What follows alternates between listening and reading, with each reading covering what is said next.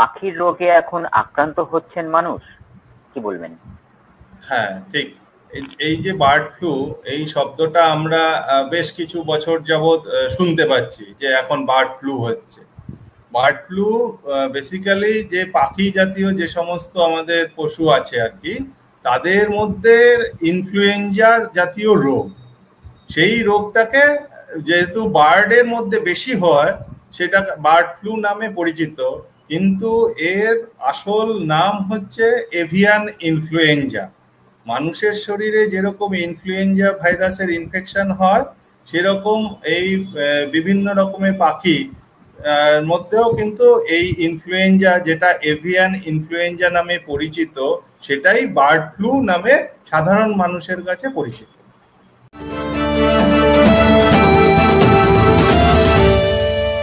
এই অসুখের নাম কেন বার্ড ফ্লু দেওয়া হয়েছে?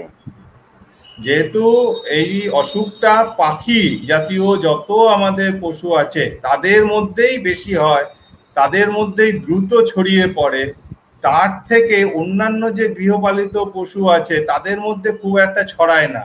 সাধারণত পাখি জাতীয়, সমস্ত পাখি জাতীয় যাদের ডানা আছে তাদের মধ্যেই কিন্তু এটা বেশি ছড়ায়, তার জন্যই এটার নাম কিন্তু বার্ড ফ্লু হয়েছে।